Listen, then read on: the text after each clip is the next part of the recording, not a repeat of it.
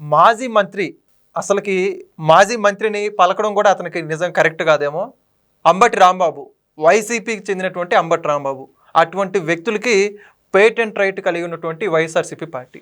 అయితే ఎట్టకేలకు దగ్గర ఉండి మరీ రిమాండ్ రత్నగా బిరుదు పొందినటువంటి పొన్నవోలు సుధాకర్ రెడ్డి గారు అర్ధరాత్రి దాకా వాదన చేసి రిమాండ్ విధించి దిగ్విజయంగా బయటకు వచ్చారు.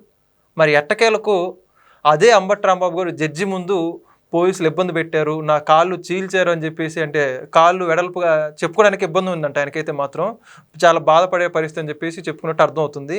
అయితే వంగవీటి రంగా గారిని అప్పుడు ఇబ్బందులు పెట్టారు, ఇప్పుడేమో అంబటి రాంబాబు గారిని ఇబ్బందులు పెట్టారని చెప్పేసి వైఎస్ఆర్సీపీ మాట్లాడుతుంది. వాళ్ళ పోస్టులు కూడా we stand with Ambati Rambabu అని చెప్పేసి మాట్లాడుతున్నారు. అసలు అంబటి రాంబాబు గారు వంగవీటి రంగాకి సంబంధం ఏంటి? పూర్తి విషయాలు తెలుసుకోవడానికి మనతో ఉన్నారు సోషల్ యాక్టివిస్ట్ శ్రీలీల గారు. మరి నమస్కారం అండి. నమస్తే అండి. మరి ఇప్పుడు చూసుకుంటే అంబటి రాంబాబు గారికి 14 రోజులు రిమాండ్ వేసిన విషయం అందరికి కూడా తెలిసిందే. అయితే ఈ యొక్క రిమాండ్ విషయం పక్కన పెడితే టీడీపీ కాపులను వేధిస్తోంది అని చెప్పేసి ఒక కొత్త అంశాన్ని, అంటే కొత్తదేం కాదులేండి, బహుశా ఇప్పుడు ఏదైనప్పటికీ వైఎస్ఆర్సీపీకి అలవాటే కులం కార్డు తీసుకురావడం. అయితే ఇప్పుడు అంబటి రాంబాబు కాపు కాబట్టి హింసిస్తున్నారని చెప్పేసి అంటా ఉన్నారు. ఈ కులం కార్డు తీసుకురావడం గురించి మీరేమంటారు? ఫస్ట్ వంగవీటి రంగా గారు, ఆయన చరిత్ర, ఆయన ఏ విధంగా ప్రజల్లో నిలిచారో అందరికీ తెలుసు. అంబటి రాంబాబుకి వంగవీటి రంగా గారికి అసలు పోలిక ఏ మాత్రాన ఏ కోశానైనా సరే అనటానికైనా పేరు, కనీసం వాళ్ళిద్దరి మధ్య పోలిక అని ఆలోచనకైనా బాగుందా? అసలు ఆ హక్కు ఉందా? ఆ అర్హత ఉందా అంబటి రాంబాబుకి? ఈ వైఎస్ఆర్సీపీ పార్టీ వాళ్ళు ఈ రోజున కూటమిని విడదీయాలి, కాపు కమ్మ మధ్య చిచ్చు పెట్టాలి, ఓట్లు చీల్చాలి, లేకపోతే పవన్ కళ్యాణ్ గారిని చంద్రబాబు నాయుడు గారిని వేరు చేయాలి అంటే ఏం చేయాలి అనేది ధ్యేయంగా ముందుకు వెళుతూ ఈ కులాలు కానివ్వండి, ఈ చిచ్చు కానివ్వండి, ఈ కుంపట్లు కానివ్వండి, వీళ్ళు మాట్లాడే మాటలు కానివ్వండి, పోస్టులు కానివ్వండి. రజనీని అరెస్ట్ చేస్తేనేమో నేను బీసీ అనిద్ది, నిన్న ఆ జోగి రమేష్ ఏమో బీసీ అంటాడు, బోరుగడ్డ అనిల్ నేను ఎస్సీ అంటాడు. అంటే మీరు ఎస్సీలు అయ్యుండి, బీసీలు అయ్యుండి, మైనార్టీ వర్గాలుగా మీరు ఏం చేయాలి సమాజానికి? మీరు ఏదైతే కులం చెప్పుకుంటున్నారో ఆ కులంలో ఉన్న వ్యక్తుల్ని ఒక మంచి వైపు నడిపించడానికి ప్రయత్నం చేస్తే బాగుండిద్ది. మీ మీద అన్యాయంగా అక్రమంగా కేసులు వచ్చినప్పుడు కులం గుర్తొస్తుంది చూడండి, ఎంత అవివేకం. అలానే ఉంది నిజంగా, చెప్పుకోవటానికి సిగ్గుచేటు అన్నట్లుగా వీళ్ళకి కొంచెం కూడా ఆ సిగ్గు అనేది ఉంటే, అది లేదు కాబట్టే మేము ఇలా ఉన్నాం అంటారేమో. జగన్మోహన్ రెడ్డి గారు రేపు నేను రెడ్డిని అందుకని నన్ను అరెస్ట్ చేశారంటారు. మొన్న విన్నాం, అందగాడు ఎవరు వంశీ అందగాడు కాబట్టి అరెస్ట్ చేశారన్నాడు. మొన్న మహానుభావుడు ఎవరు చెవిరెడ్డి భాస్కర్ రెడ్డి అంటాడు, అక్కడ ఆ నియోజకవర్గం ఏదైతే చంద్రబాబు నాయుడు విలేజ్ ఉందో ఆ చంద్రగిరి ఆ నియోజకవర్గం కాబట్టి నాది, అందుకని అరెస్ట్ చేశారు అని.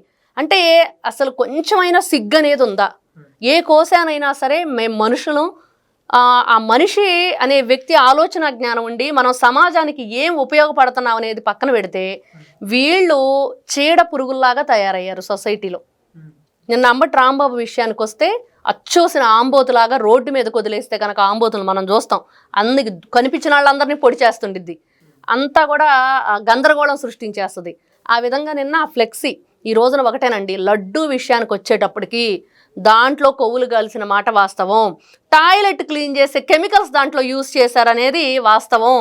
మీరు ఈ రోజున ఆ నెయ్యి కల్తీ అనే దాన్ని పక్కన పెట్టాలంటే ఇలాంటి డైవర్షన్స్ చెయ్యాలి. ఈ డైవర్ట్ పాలిటీషియన్స్ ఎవరంటే జగన్మోహన్ రెడ్డి అండి బ్యాచ్ ఉందో, వీళ్ళకి ఒకటే పని ఏంటి అంటే వాళ్ళు చేసిన తప్పు బయటకు రాకుండా ఉండాలంటే ఏం చెయ్యాలి? ఇదిగో ఈ విధంగా అచ్చోసిన ఆంబోతుల్ని ఊరి మీదకి వదిలేసి రాష్ట్రం మీదకి మీ ఇష్టం రెచ్చిపోండి, తిట్టండి, ఇష్టానుసారంగా ఎంత గొప్పగా తిడితే అంత గొప్ప పదవులు మీకు ఇస్తానని చెప్పేసి మనం ఎప్పుడు చెప్పుకుంటాం. బూతులు తిట్టు పదవులు పట్టు జగన్మోహన్ రెడ్డి గారు పెట్టిన పెద్ద ఏదైతే ఆ స్కీమ్ ఉందో దాంట్లో వీళ్ళందరూ కూడా భాగస్వాములుగా ఉన్నారు.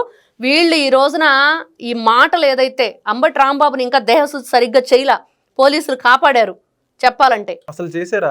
ఏదో 1-2 దెబ్బలు పడ్డాయి తప్పించి అసలు సీసలైన దెబ్బలు అయితే పడలా.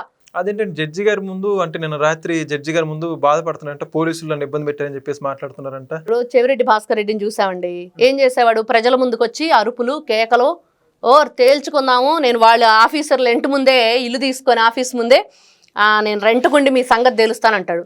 జడ్జి గారి ముందుకెళ్ళి బోర్ను విలపిస్తాడు, బాబోయ్ నేను అన్యం పుణ్యం ఎరగను, నాకేం సంబంధం లేదని. అట్లా వీళ్ళు చేసేయన్ని చేసేస్తూ డ్రామాలు అనమాట జడ్జి గారి ముందుకెళ్ళి.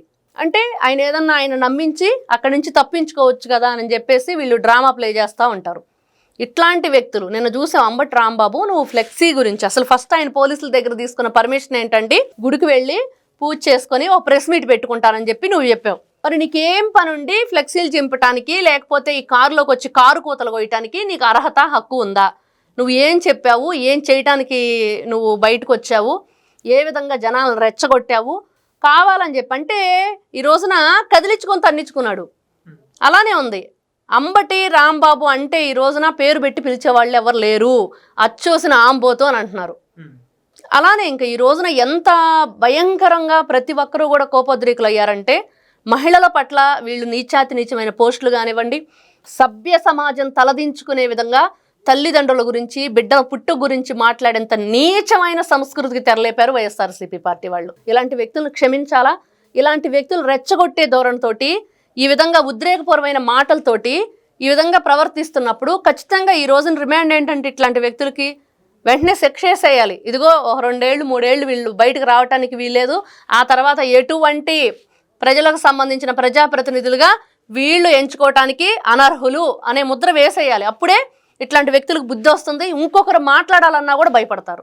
ఓకే, అయితే ఇప్పుడు మరి పొన్నవోలు సుధాకర్ రెడ్డి గారి గురించి ఏం చెప్తారండి? నిన్నటి రోజున అంబటి రాంబాబు గారు కూడా లాయర్ అని చెప్పి చెప్పుకుంటారు. అంటే ఇక్కడ చిన్న డౌట్ అండి, ఎప్పుడు చూసిన అంబటి రాంబాబు గారు నల్ల కోటు ధరించి ఆ కోర్టు దగ్గర ఈ కోర్టు దగ్గర ఆ గుంటూరు పరిసర ప్రాంతాల్లో ఎవరైనా అరెస్ట్ అయినా కూడా ఈయన వెళ్ళి ముందు ఏదో కేసు ఈయన వాదించేటట్టు వెళ్తుంటే మనందరం చూస్తుంటాం. కానీ ఈయన కేసు విషయంకి వస్తే మాత్రం పొన్నవోలు సుధాకర్ రెడ్డి వాదించి రిమాండ్ దగ్గరుండి ఇప్పించని వార్తలు వస్తున్నాయి. ఏమంటారు పొన్నవోలు సుధాకర్ రెడ్డి ఈయన కేసు డీల్ చేయడం?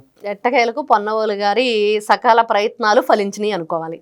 నిజంగా అండి, మనం క్రికెట్లో చూస్తే ధోని గారి పేరుని ఎవరు బ్రేక్ చేయలేరు. ఎందుకంటే గ్రేట్ ఫినిషర్గా ఆయన ఎట్లాగైనా సరే ఎట్టకేలకు ఆ క్రికెట్ మ్యాచ్ ని తను దిగ్విజయంగా ముందుకు తీసుకువెళ్తారో చూసాం. అంటే ఓడిపోయే మ్యాచ్ కూడా గెలిపిస్తారు అనేది ఎన్నో సందర్భాల్లో మనం విన్నాం. అలాంటిది ఈరోజు పొన్నవోలు సుధాకర్ గారిని అంటే ద గ్రేట్ లాయర్ ఆయన వైఎస్ఆర్సీపీ పార్టీలో ఎట్టకేలకు ఎన్ని ప్రయత్నాలు చేసైనా అది గెలిచే కేసును కూడా ఓడిస్తాడు, రిమాండ్ వేయిస్తాడు అనేది ఈయన ఒప్పుకోవచ్చు. అంటే ఈయన్ని ఎవరు బ్రేక్ చేయలేరు, ధోని గారిని ఎవరు బ్రేక్ చేయలేరు. అంత గొప్ప వ్యక్తి అనమాట ఈ పొన్నవోలు సుధాకర్ గారు. ఎట్టకేలకు అంబటి రాంబాబుకి 14 రోజులు రిమాండ్ పట్టడానికి కారణం ఈ పొన్నవోలు సుధాకర్ గారు. ఇందులో ఆయన మెచ్చుకోవాలి, ఆయనకు అవార్డు ఇవ్వాలి. ఏదో అవార్డు కూడా చెప్పినట్లున్నాడు పాపం జగన్మోహన్ రెడ్డి, ఇదిగో మా పొన్నవోలు సుధాకర్కి అవార్డు ఇవ్వండి అని. అంటే బెస్ట్ లాయర్ అనమాట. అంటే రిమాండ్ విధించడంలో బెస్ట్ లాయర్. బెస్ట్ లాయర్ అంటే ఇప్పుడు ఎవరైనా ఈ కేసులు బాగా వాదించి బెయిల్ ఇప్పించే వాళ్ళు బెస్ట్ లాయర్ అంటారు, రిమాండ్ ఇప్పించే వాళ్ళు బెస్ట్ లాయర్ అని ఎలా అంటారు?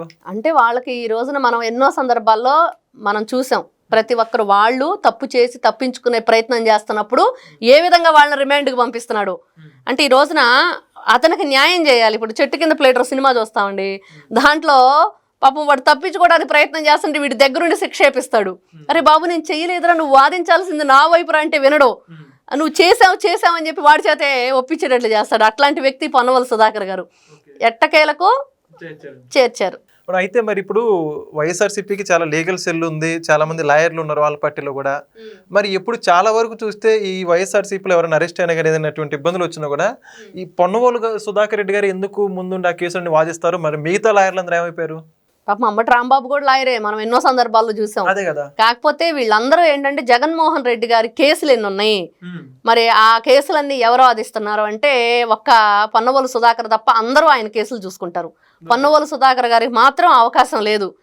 ఎవరైతే వాళ్ళ పార్టీలో ఇలాంటి పిచ్చి పనులు చేస్తూ ఉంటారో, పిచ్చి చేష్టలు చేస్తూ ఉంటారో, కారు కూతలు కోస్తూ ఉంటారో వీళ్ళకి 14 రోజులు రిమాండ్ ఇప్పించే బాధ్యత మరి పొన్నవోలు సుధాకర్ గారు తీస్తున్నారు. అందుకనే ప్రత్యేకంగా వాళ్ళ పార్టీకి సంబంధించిన నాయకులందరి జగన్మోహన్ రెడ్డి గారు తప్ప మిగతా వాళ్ళందరూ కూడా ఈయనే దిగ్విజయంగా వాళ్ళకి రిమాండ్ వేసే బాధ్యత జగన్మోహన్ రెడ్డి గారే స్వయంగా అప్పగిచ్చారన్నంత గొప్పగా చేస్తాడు.